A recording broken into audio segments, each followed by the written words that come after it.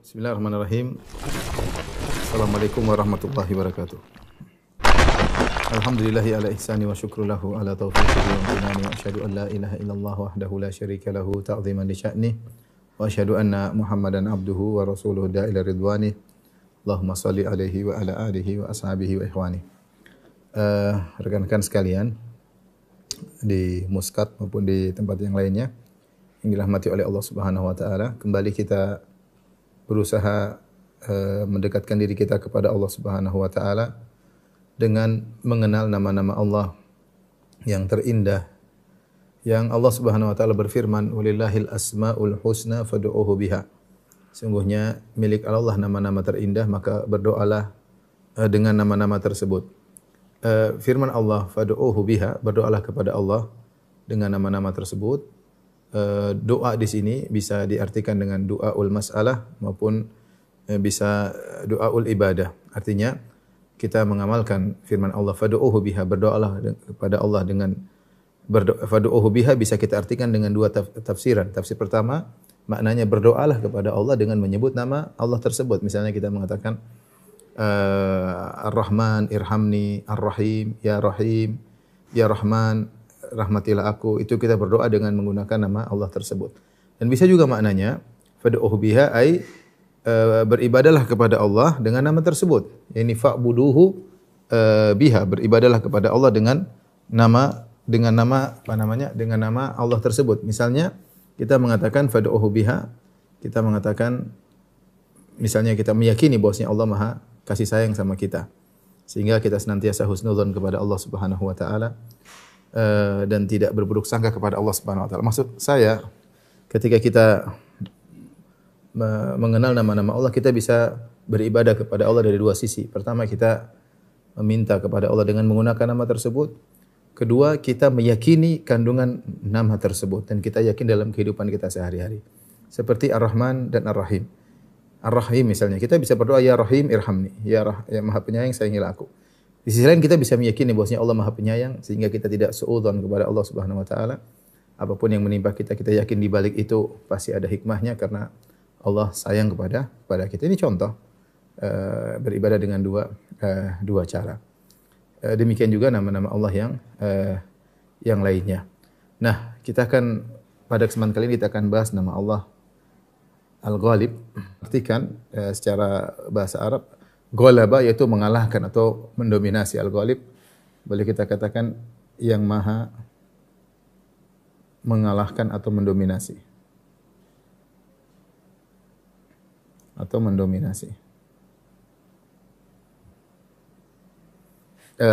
Dan Al-Ghalib ini datang dalam Al-Quran dengan dua model ya. Datang dalam Al-Quran dengan dua sisi pendalilan. Yang pertama dalam bentuk isim fa'il, yaitu dalam bentuk nama. Dalam surat Yusuf. Allahu ghalibun ala amrihi. Ya, Allahu ghalibun ala amrihi. Walakinna aktsara nasi la ya'lamun. Allah yang mendominasi perkaranya yaitu.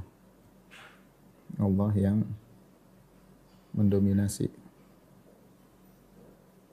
perkaranya atau urusannya. Yang kedua dalam bentuk fi'il. Dalam bentuk kata kerja. Verba ya. Kataballahu al-aglibanna ana wa rusuli. Kata Allah. Kataballahu la-aglibanna ana wa rusuli. Wa rusuli. Innallaha qawiyyun aziz. Ini dalam dalam surat Al-Mujadalah kalau tidak salah ya, yaitu Allah Subhanahu wa taala berfirman ya dalam surat Al-Mujadalah ayat 21, kataballahu al-aglibanna, yang artinya Allah menetapkan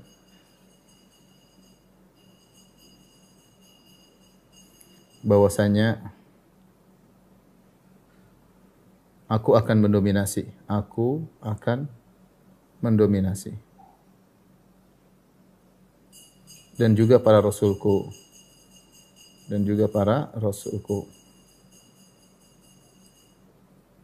Perhatikan di sini. Di sini ada khilaf di kalangan para ulama tentang apakah ghalib ini termasuk nama Allah atau bukan. Ya, ada khilaf. Kenapa khilaf? Karena ghalib di sini tidak datang dengan alif lam. Beda kalau as-sami wa huwa as-sami'ul basir. Ada as-sami' al-basir. Kalau ada alif lamnya akan sepakat ulama bahwasanya termasuk dari nama Allah Subhanahu wa taala. Wal qawiyul aziz, ada alif lamnya. Dan dialah Allah yang Maha Kuat, Maha Al-Aziz. Tapi ketika datang nama-nama Allah dalam bentuk isim fa'il tapi tanpa alif lam, maka itu khilaf. Banyak nama-nama Allah yang seperti yang dikhilafkan. Contoh misalnya innallaha thayyibun. Sungguhnya Allah thayyib. Kalau seandainya at-thayyib maka semua sepakat dia nama Allah. Tapi ketika Allah mengatakan innallaha thayyibun, maka khilaf apakah thayyib ini termasuk nama Allah atau bukan. La yaqbalu illa thayyiban ya. Misalnya innallaha witrun. Tidak dikatakan al-witr tapi witrun. Khilaf juga dalam para ulama apakah witrun termasuk nama Allah atau bukan. Dan demikian nama-nama Allah yang datang tanpa alif lam, maka ada khilaf. Makanya dalam hal ini ada dua pendapat tentang ghalib apakah nama Allah atau bukan. Yang pertama mengatakan termasuk nama Allah. Ini masalah ijtihadiyah ya.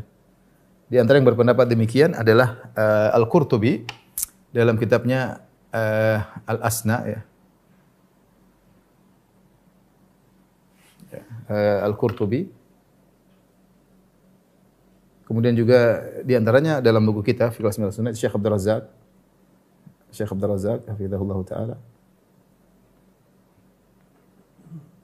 Beliau juga berpendapat bahwasanya ghalib termasuk nama Allah Subhanahu wa taala. Pendapat kedua tidak termasuk nama Allah. Ya, di antara yang tidak memasukkan dalam nama Allah Subhanahu wa taala ya. Di antaranya adalah Al-Ghazali ya. Al-Ghazali dalam kitabnya Al-Maqsadul Asna Al-Ghazali.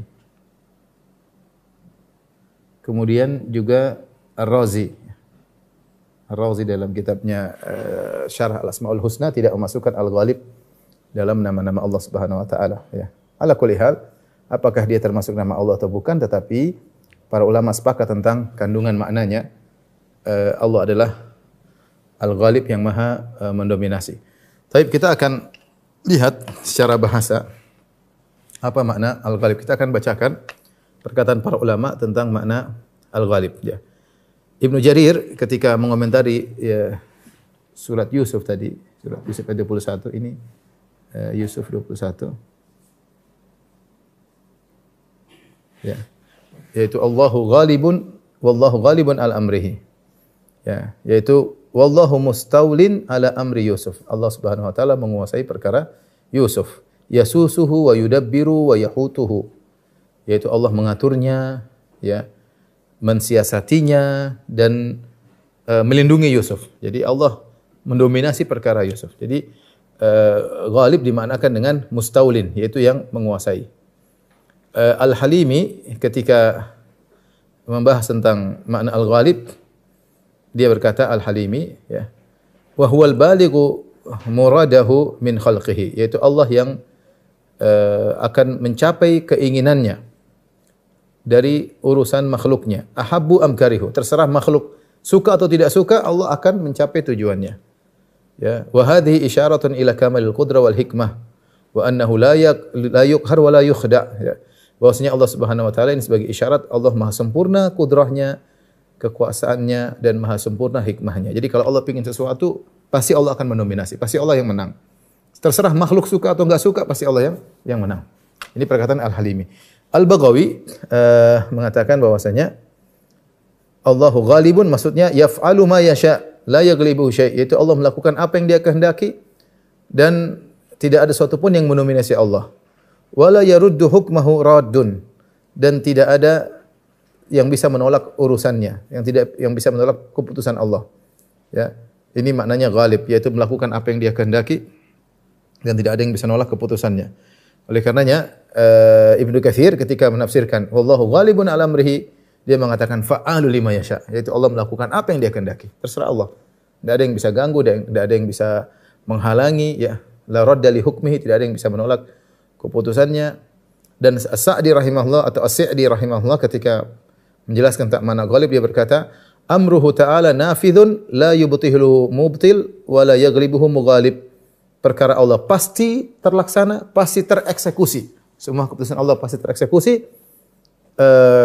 La yubtiluhu mubtil, tidak ada yang bisa membatalkannya dan tidak ada yang bisa mengalahkannya. Ini secara bahasa intinya makna al-ghalib yaitu yang maha mendominasi. Karena Allah maha kuasa, maka Allah melakukan apa yang Dia kehendaki. Makhluk suka mau tidak suka, itulah yang akan berjalan.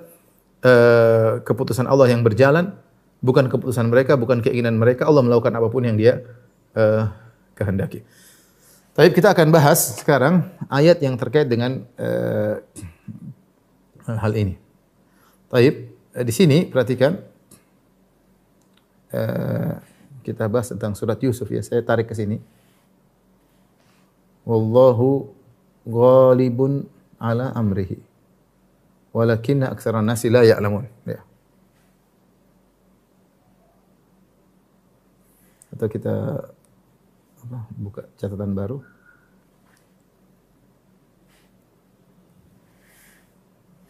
Allah berfirman, wallahu ghalibun ala amrihi walakinna aktsaran nasi la ya'lamun. Allah yang mendominasi. Allah yang mendominasi.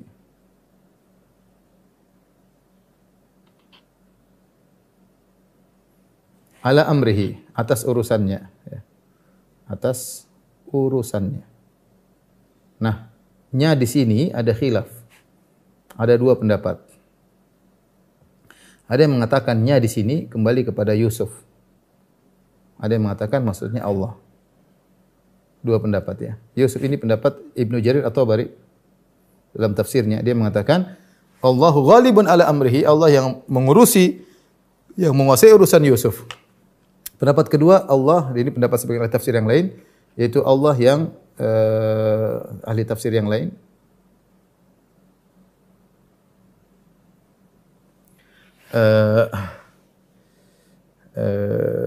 Seperti kata Al-Baghawi, ini pendapat Al-Baghawi contohnya, Al-Baghawi rahimahullahu taala, sehingga maknanya adalah Allah yang menguasai urusannya. Maknanya adalah Allah yang menguasai urusannya.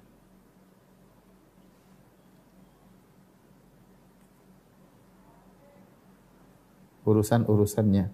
Kalau dilihat dari sisi makna, tentunya makna ini lebih komprehensif, ini lebih umum karena tentunya Allah tidak hanya menguasai urusan Yusuf alaihissalam saja, tapi Allah menguasai seluruh urusannya. Akan tapi Ibnu Jarir memandang ayat ini memang benar Allah menguasai segala urusannya, tapi ayat ini terkait dengan pemuliaan terhadap Yusuf. Pemuliaan terhadap Yusuf. Terhadap Yusuf alaihissalam. Oleh karenanya Ibnu Jarir at-Tabari berpendapat ayat ini terkait dengan Nabi Yusuf alaihissalam. Ayat ini terkait dengan Nabi Yusuf alaihissalam. Bahwasanya sebagaimana beliau berkata ya, saya bacakan kembali. Wallahu ghalibun ala amrihi. Allah Subhanahu wa taala yang menguasai urusan Yusuf ya. Yaitu wallahu mustaulin ala amri Yusuf. Allah yang menguasai urusan Yusuf, yasusuhu wa yudabbiruhu wa yahutuhu. Itu Allah yang mengaturnya dari atas langit. Allah yang menggiringnya, Allah yang menguasainya, Allah yang memperhatikan dia. Ya. Agar kita tahu bahwasanya segala urusan diatur di atas. Semua yang di bawah ini ya, di bawah Allah Subhanahu wa taala. Allah di atas arsy-Nya beristiwa dan Allah mengatur segalanya termasuk urusan Nabi Yusuf alaihissalam. Semua yang ada di bawahnya, malaikat, manusia, kejadian-kejadian, semua alam semesta, langit, matahari, rembulan, semua di bawah pengaturan Allah Subhanahu wa taala. Yang terjadi di alam semesta ini bukan aturan penduduk bumi, yang ngatur ada yang di atas. Dan dia yang mendominasi segala urusannya. Ibnu Jarir at-Tabari ingin menyampaikan bahwasanya apa yang terjadi pada Yusuf semuanya sudah diatur oleh Allah Subhanahu wa taala. Kita perhatikan apa saja yang terjadi pada Yusuf. Perhatikan sejak awal ya Allah mengatakan wa kadzalika makkanna li Yusuf fil ardi wa linu'allimahu min ta'wil ahadits. Demikianlah kami berikan kedudukan bagi Yusuf di atas muka bumi. Allah sudah putuskan di zaman azali bahwasanya Yusuf alaihissalam akan diberi kedudukan di muka bumi. Walinu'allimahu min ta'wilil ahadits, dan kami akan ajarkan kepada dia ilmu menafsirkan mimpi. Kemudian Allah berfirman, "Wallahu ghalibun ala amrihi." Allah yang mendominasi, yang mengatur, menguasai urusan Yusuf. Walakinna aktsara nasi la ya'lamun. Namun kebanyakan manusia tidak tahu. Kebanyakan manusia tidak tahu bahwasanya perkara sudah diatur di langit dan keinginan Allah pasti yang menang. Tidak ada yang bisa mengalahkannya. Kita kembali kepada kisah Nabi Yusuf alaihissalam. Lihatlah bagaimana kakak-kakaknya ingin mencelakakan Nabi Yusuf. Ternyata kalah, mereka maglub alaihim, mereka terkalahkan. Humul maglubun, mereka terkalahkan, mereka terdominasi. Ternyata Yusuf alaihissalam malah menjadi seorang penguasa di negeri Mesir. Perhatikan. Lihat kakak-kakaknya ya, ingin membuang Nabi Yusuf. Kenapa? Yakhlu lakum wajhu abikum wa takunu min ba'dihi qauman salihin. Ketika kata mereka, kita bunuh Yusuf atau kita buang dalam sumur sehingga dia terasing jauh dari Palestina. Tujuan kita apa? Yakhlu bihi wajhu wa yakhlu lakum wajhu abikum. Maka ayah kita akan konsen sama kita. Ayah kita akan sayang sama kita. Selama ini sayang sama Yusuf, kita buang Yusuf, maka kecintaan ayah kita akan berpindah kepada kita. Ini tujuan mereka pertama. Tujuan kedua, wa takunu min ba'dihi qauman shalihin. Setelah itu kita sadar kita jadi orang soleh. Kita lakukan dosa, kita tobat, selesai. Mereka ingin seperti itu, tapi yang terjadi sebaliknya. Kenapa? Wallahu ghalibun ala amrihi. Allah yang menguasai urusan Nabi Yusuf. Buktinya, ternyata setelah itu ayahnya tidak sayang sama mereka. Ayahnya malah mikir Yusuf terus. Sampai mikir Yusuf sampai alaihissalam sampai matanya buta. Niatnya adalah agar ayahnya sayang sama mereka, ternyata tidak. Wallahu ghalibun ala amri. Allah yang menguasai urusannya. Mereka mengatakan kalau kita sudah buang Yusuf, kita akan menjadi orang-orang soleh. Ternyata tidak. Mereka tidak mengakui kesalahannya. Kapan mereka mengakui kesalahan mereka menjadi orang soleh? Nanti setelah mereka bertemu dengan Yusuf, mungkin 40 tahun berikutnya. Padahal mereka sudah janji kita habis buang Yusuf, kita sadar, kita jadi orang baik. Ternyata tidak. Jadi memang yang ngatur segala urusan adalah Allah Subhanahu wa taala. Lihatlah kita kembali kepada kisah Nabi Yusuf alaihissalam. Ketika dia dirayu oleh Imra'atul Aziz, yang konon namanya Zulaikha. Tapi tidak ada hadis yang saya menunjukkan hal ini. Imra'atul Aziz ketika merayu Nabi Yusuf alaihissalam. Setelah itu kemudian mereka wastabaqal baba, mereka kabur, Nabi Yusuf ditarik bajunya di belakang. Tiba-tiba ketemu dengan Al-Faya Sayyidah Ladal Bab, tiba-tiba suaminya ada di depan pintu. Lihat bagaimana cara istrinya sang menteri ingin melemparkan tuduhan kepada Nabi Yusuf alaihissalam. Qalat ma jazaa'u man arada bi ahlika su'an illa yusjana'u adzabun alim. Dia ngomong di luar. Wahai suamiku, kira-kira balasan apa yang setimpal bagi orang yang ingin keburukan bagi istrimu? Dia nuduh Yusuf ini ingin berzina dengan saya, dia ganggu saya. Subhanallah. Dia ngomong begitu supaya mengalahkan Yusuf, ternyata tidak. Ternyata Allah yang mengatur urusan Yusuf. Apa kata sang suami setelah lihat ternyata yang koyak bagian baju belakang, dia mengatakan wastaghfiri li dzambik. Kau minta ampun kepada Allah, kau yang salah, subhanallah. Ya, dia ingin Yusuf yang salah, tapi Allah yang menguasai. Jadi demikianlah yang mengatur yang di atas langit, mengatur urusan Nabi Yusuf alaihissalam. Ketika Yusuf di penjara, perhatikan Yusuf di penjara. Ketika Yusuf alaihissalam di penjara, ya. Sebelumnya Yusuf ketika dirayu, dia juga selamat padahal rayuan yang luar biasa. Kata Allah Subhanahu wa taala, "Kadzalika linasrifa anhu su'a wal fahsya." Kami yang menyelamatkan dia, ya. Kalau tidak ada pertolongan Allah, Yusuf akan terbawa, ya. Dan dia sendiri yang berdoa kepada Allah Subhanahu wa taala, "Rabbi sijnu ahabbu ilayya mimma yad'unani ilayhi." Ya Allah, aku lebih suka di penjara daripada memenuhi rayuan mereka.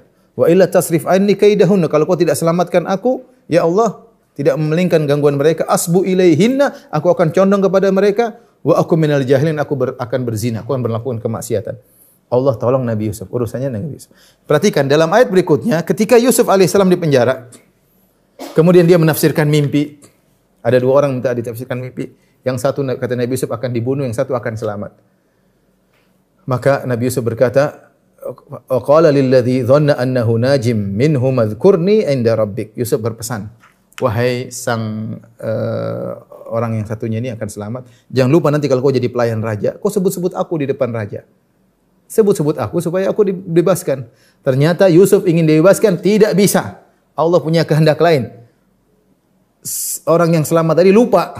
7 tahun berikut baru dia ingat. Siapa yang bikin dia lupa? Siapa yang takdirkan dia lupa semuanya diatur di atas sana. Tentu dengan sebab-sebab. Ya, tapi semua sudah diatur Al-Mudabbir dengan yang Maha Pengatur di atas langit sana yang mengatur segala urusan. Sehingga akhirnya dia baru ingat ketika raja kemudian bermimpi bahwasanya dia melihat 7 ekor sapi gemuk dimakan oleh 7 ekor sapi yang kurus. Ini semua akhirnya Yusuf alaihissalam menjadi penguasa di kota Mesir, menjadi bendahara Mesir. Inilah benar firman Allah Subhanahu wa taala, wallahu ghalibun ala amrihi. Allah yang mengatur segala urusan Nabi Yusuf alaihi salam, ya. Siapa yang baca kisah Nabi Yusuf dia tahu bahwasanya semua ada yang ngatur. Berjalan dengan begitu lembut. Allahu latiful lima yasha. Allah begitu maha latif, maha lembut menggiring Nabi Yusuf alaihi salam, ya, sampai menjadi seorang yang mulia, menjadi penguasa di kota Mesir, dan semua wallahu ghalibun ala amri. Semua urusan yang kuasai adalah Allah Subhanahu wa taala. Apapun yang mereka kehendaki, rencana-rencana buruk kepada Nabi Yusuf, kalau Allah Subhanahu wa taala ingin sesuatu yang Allah kehendaki pasti terjadi. Itulah makna Al-Ghalib, yang maha mendominasi, yang maha menguasai. Dari sini kita tahu tafsir yang dipilih oleh Ibnu Jarir At-Tabari, wallahu ghalibun ala amrihi, dia mengatakan wallahu ghalibun ala amri Yusuf. Allah yang mendominasi urusan Nabi Yusuf alaihissalam. Meskipun tafsiran yang kedua, Allah menguasai segala urusan, itu benar. Tapi kalau kita lebih perhatian terhadap ayat ini, maka cenderung pendapat Ibnu Jarir At-Tabari lebih kuat. Taib, setelah itu Allah berfirman, walakinna aktsaran nasi la ya'lamun. Akan tapi kebanyakan manusia tidak mengetahui. Dan ini benar. Betapa banyak manusia suudzon kepada Allah, ya. Bahwasanya kenapa Tuhan begini, kenapa Tuhan begitu. Tidak tahu bahwasanya segala sudah diatur oleh Allah Subhanahu wa taala. Betapa banyak orang suudzon, kita enggak mungkin berhasil, kita enggak mungkin berhasil. Sudah suudzon kepada Allah Subhanahu wa taala. Dia tidak tahu bahwasanya Allahu Ghalib, Allah yang mendominasi. Tinggal seorang bertakwa kepada Allah Subhanahu wa taala, husnudzan kepada Allah, maka dia akan tahu aturan Allah lebih baik daripada aturannya. Perencanaan Allah lebih baik daripada perencanaan dia. Tinggal dia husnudzan kepada Allah Subhanahu wa taala. Dan demikianlah juga Allah berfirman tadi dalam surat Al-Mujadalah, kata Allah Subhanahu wa taala, kataballahu la aglibanna ana wa rusuli. Allah mencatat, menetapkan, la aglibanna, aku yang akan menang. Ana wa rusuli, dan demikian juga para rasulku yang akan menang. Innallaha qawiyyun aziz, sungguhnya Allah maha kuat dan maha perkasa, ya.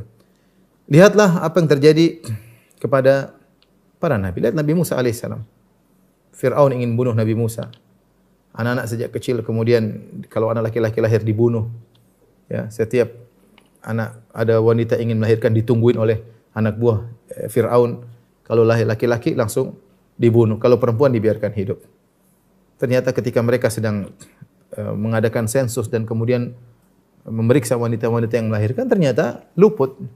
Nabi Musa alaihissalam, sekecil Musa lahir tanpa diketahui oleh anak buah Fir'aun yang begitu banyak. Allahu ghalibun ala amri. Allah yang mengatur urusan, termasuk urusan Nabi Musa. Kemudian Allah yang mengilhamkan kepada ibunya Musa alaihissalam untuk meletakkan Musa ke dalam keranjang, dibiarkan di Sungai Nil, berjalan dia. Selamat keranjang tersebut, tidak terbalik, tidak tenggelam, ya. Kemudian tiba-tiba mampir di rumahnya Fir'aun. Akhirnya dipungut oleh istrinya Fir'aun, dipelihara. Subhanallah, Fir'aun yang ingin membunuh Musa justru memeliharanya. Siapa yang bisa mengatur demikian? Allahu ghalibun ala amri. Allah yang mengatur. Jika Allah berkehendak, maka tidak ada yang bisa menghalangi. Fir'aun yang mengerahkan segala kekuatannya untuk membunuh Musa, justru dia yang memelihara Musa dalam rumahnya, memberi makan Nabi Musa sampai Nabi Musa menjadi kuatnya.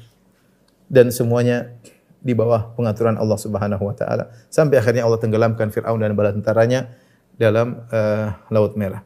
Lihatlah bagaimana Nabi Muhammad sallallahu alaihi wasallam yang orang-orang Quraisy ingin membunuh Rasulullah sallallahu alaihi wasallam, melarang dakwah Nabi sallallahu alaihi wasallam, berusaha mengusir Nabi Muhammad sallallahu alaihi wasallam dan seterusnya. Sampai Rasulullah SAW harus pergi ke kota Madinah. Namun ujungnya, wallahu ghalibun ala amrihi.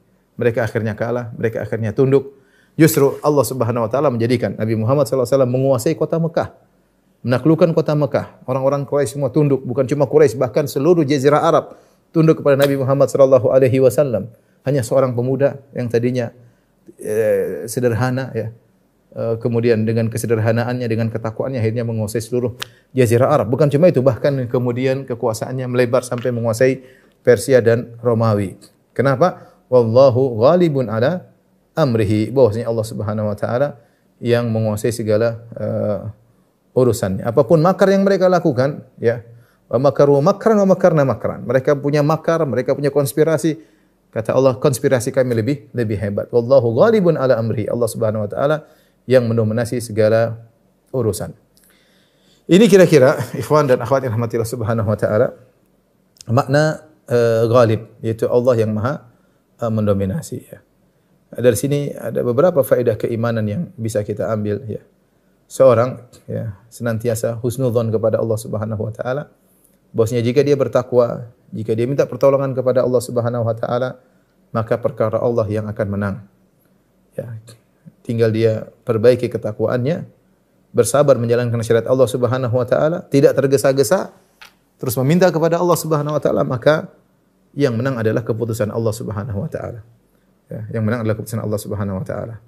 Ya, apapun yang diusahakan oleh musuh, ya apapun yang diusahakan oleh lawan, jika seorang bertakwa kepada Allah, bersandar kepada Allah Subhanahu wa taala, berlindung kepada Allah, maka dia yang akan menang. Ini masalah kita kadang suudzon kepada Allah, terkadang kita kurang takwa dan hal-hal yang lain yang merusak ketakwaan kita sehingga kita tidak meraih kemenangan tersebut. Tetapi segala yang terjadi sesuai dengan kehendak Allah Subhanahu wa taala.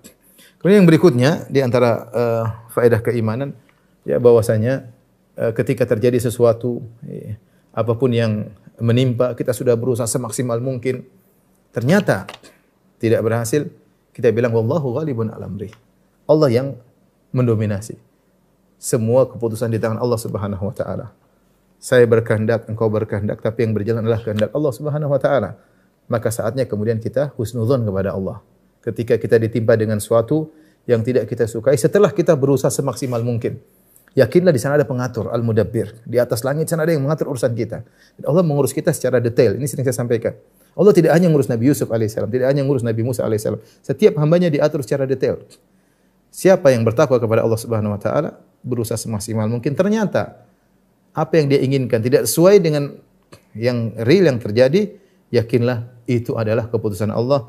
Wallahu ghalibun ala amrihi. Allah, keputusan Allah yang mendominasi, tidak ada yang bisa menolak, dan itu yang terbaik bagi seorang hamba. Inilah ikhwan dan akhwat yang rahmatillah Subhanahu wa taala, ya, yang sedikit yang bisa saya sampaikan pada kesempatan kali ini tentang nama Allah Al-Ghalib, ya. Dari sini kita boleh, ya, menamakan anak kita dengan Abdul Ghalib, ya, Abdul Ghalib. Kalau, dan banyak orang-orang namanya Ghalib.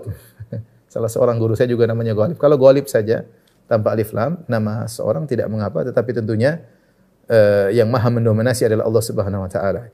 Betapa banyak orang namanya Ghalib yang mendominasi atau yang menang ternyata dia kalah. Saya kenal seseorang, dia namanya Ghalib, ya, tetapi orangnya lembut, sering mengalah, sering dikalahkan. Dia namanya mendominasi tapi dia terdominasi, ya. Yang maha mendominasi hanyalah Allah Subhanahu wa taala. Segala putusan yang berlaku dan telah dia atur, ditetapkan di atas langit sana. Wallahu taala alam bisawab. Mungkin demikian saja Mas Dodi. Di sini hujan keras, ya, mungkin masuk suaranya ke Mas Dodi dan kawan-kawan. Insyaallah kita lanjutkan di kesempatan yang lain. Kurang lebihnya saya mohon maaf. Wabillahi taufiq wal hidayah. Assalamualaikum warahmatullahi wabarakatuh.